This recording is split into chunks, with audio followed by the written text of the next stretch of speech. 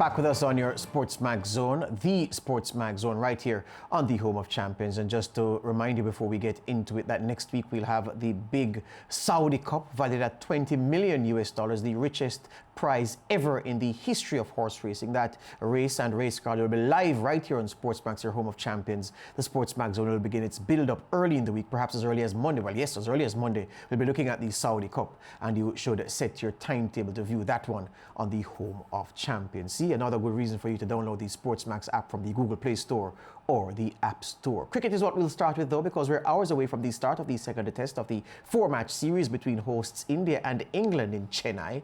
The action will be live on SportsMax from 11 p.m. in Jamaica, midnight if you're where Brent Sancho is in TNT or elsewhere outside of Jamaica. England, you will recall, won the first test by 227 runs at the same ground. The tourists have named their 12-man squad with 4 new faces compared to the first test selection.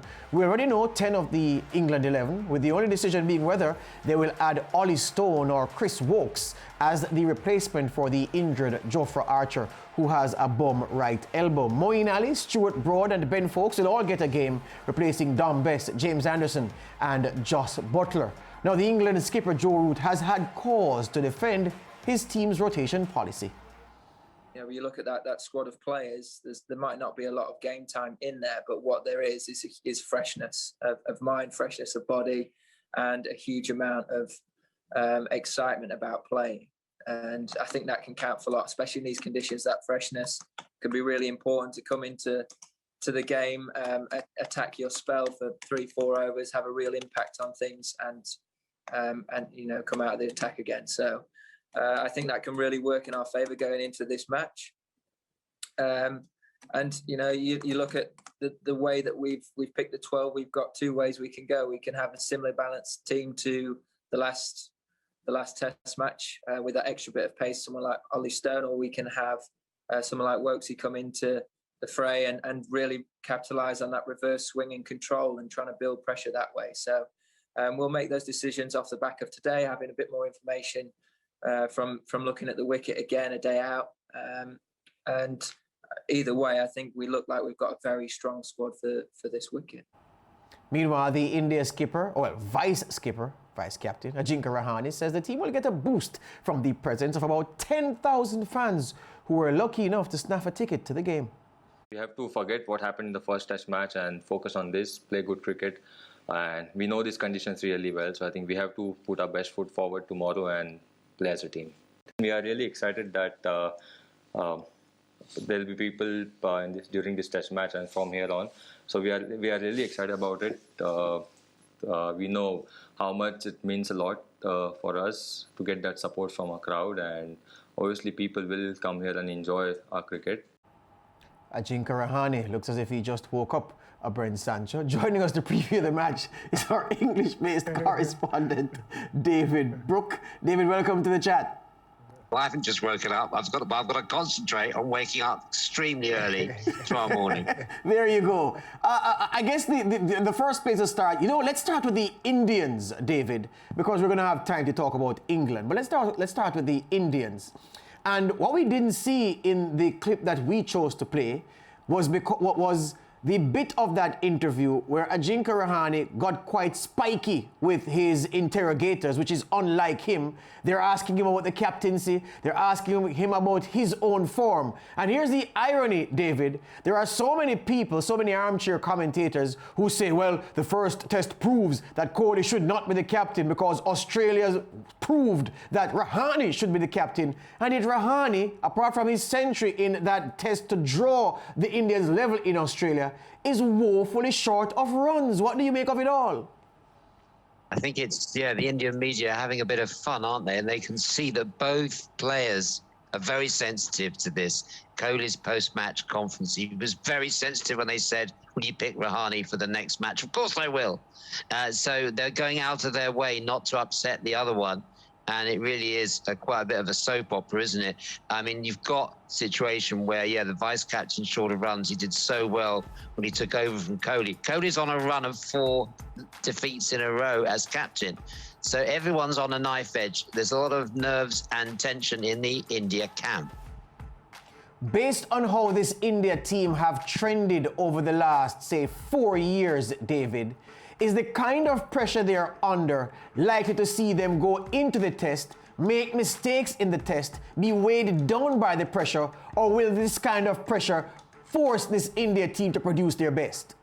I think the latter, George. You have to look at the way they came back in Australia from 36 all out, and they came back and showed their resolution. So I would say it's more likely to be the latter. I mean, the media's full of phrases like they're a cornered tiger, but cornered tigers do come out fighting, and I expect India to come out fighting.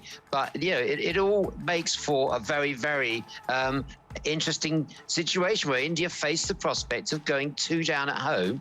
It's unheard of, isn't it? Yeah, but you stole my phrase there about tiger, because I was going to ask you about the Bengal Tigers. But here it is, David. The Indian cricketing media is as vicious as the British any kind of media, because let's face it, there's no tabloid group in the world as vicious as the British tabloid group. And I'm seeing similarities here between the pressure being heaped on the Indian cricketers by the Indian media with the pressure heaped on the English national football team by the British media. They were in Australia. They had separation from the talking heads in the media, so they could galvanize themselves and fight back, David. They are in India, and all this chatter is going directly into the ear canal. Can that not inhibit performances? Well, it can inhibit, George. Yes, you're right. I mean, at least the crowd will be back. There's, as we heard just then, there's 50% capacity. I think 10,000 going to be in there. So the crowd are going to be behind India. That's going to make a big difference. Let's face it, George, like we've seen in the Premier League, you know, the lack of crowd does mean the away team is on more of a level playing field. And the crowd will be back, and that might take the heat off the Indian pressure from the media. Yeah, the English tabloids is nothing like that, but nothing like the tabloids for being vicious. But the English media is solidly behind this England team after that almost perfect performance in the first test. It's hard to fault it. And Joe Root on such a run of form, 644 runs in the last 3 matches, George. I mean, he's 7-4 to be the England's top batsman tomorrow in the absence of Newbury races. That's all we can bet on tomorrow, George. It's the cricket. Yes, indeed. The weather has caused that meeting to be postponed. I'm happy you pivoted to England because we have 2 minutes left. Let's talk about the team that is in front. Was there anything, David, from your perspective, that was fluky or serendipitous about that first test win that gives you cause for concern whether this Indian team really have it in them to beat what you expect to be a stronger India team for the rest of the series than turned up for that first test?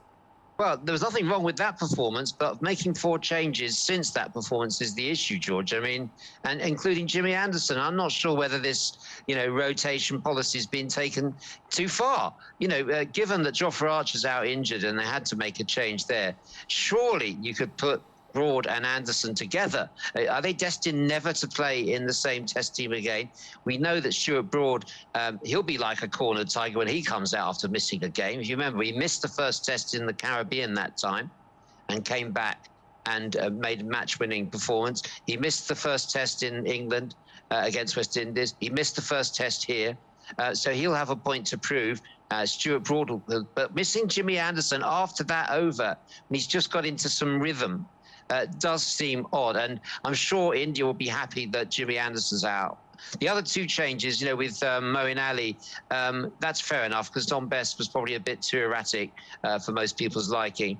And then we've got Folkes coming in for Joss Butler, who's gone home on rotation too. So 4 changes in a winning team. They do say don't change a winning side, but the rotation policy is what England are sticking to. Maybe they will see the same as what's happened with the West Indies, where the players get a chance because these players were on the bench, aren't they? Carl Mayers and Josh De Silva, they were sitting on the bench last summer and didn't get the opportunity to play in England, and they've come now to the party. So maybe we'll see the same from the likes of Ollie Stone, Chris Wokes, one of whom will take the place of Jofra Archer tomorrow. Quickly on that, Ollie Stone only 1 test, only what, 3 test wickets to his name so far? Yeah. And Chris Wokes has 38. Ollie Stone has only 1 test under his belt, bless him.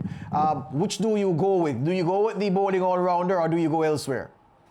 Well, it's interesting that Joe Root didn't seem to know. Just on that little clip you showed us there, he was very much in two minds. And I think there's not one clear choice there. With Moeen Ali in the team, the side doesn't need any more strengthening with the bat, which is what Wokes will give you. Wokes has improved a lot since the last time he was in India. I hope they go for Wokes, but I have a feeling maybe Ollie Stone will be given the nod because they're going to look for that extra pace, particularly if this pitch is a slow turner. They'll need someone very fast through the air just to cause some upsets. Call it, David, based on what you know, based on the known knowns and the known unknowns. Which team will win this second test? Well, I'm very attracted to the odds, George, in the absence of any racing, of 3-1 England to win this match. They're 1-0 up. India far too short of 4-7 on. So I'm going to go for England again. There you go. All right. Good on you, chap. I hope you have cause to bring a big bag when you're going to the Pari-Mutual to collect your dividends. All the best, David. Thank you, George. Excellent. Brent Sancho, we spoke about the pressure that a home team comes under. And I made a point to David that, look, it's one thing for the media to be pressuring you from hundreds of miles away. Another thing entirely for the media to be pressuring you when you're right there. Will India wilt, or will they stand strong at home under this pressure they are under going into the second test, you believe? Look, it's a big challenge playing at home. It's a lot of pressure. As you rightfully said, the difference with the media being at home is that they have your phone numbers, they're right in your face, and of course, they're going to pester and bother you. But one thing in particular that I think it's an important ingredient to this test is the fact that there will be home support, there will be fans at the venue. And I think that is a big... Once you cross that line, once you get into that oval, I suspect that the players will feed off of the fans, and we all know the Indian supporters are very vibrant, jubilant, and very supportive of their team, and I think that is the X factor that will get India over the line. Excellent. Good stuff. Brent Sancho there. We are through one segment already. Of course, we did start late because of the EFL Championship game, but we're riding on and we're galloping strongly with the SportsMax Zone. What about that second test, though? India-England. When does it bowl off? Where can you watch it? Yeah, SportsMax, 11 p.m., midnight outside Jamaica. It's Test cricket. It's best cricket, the home of champions.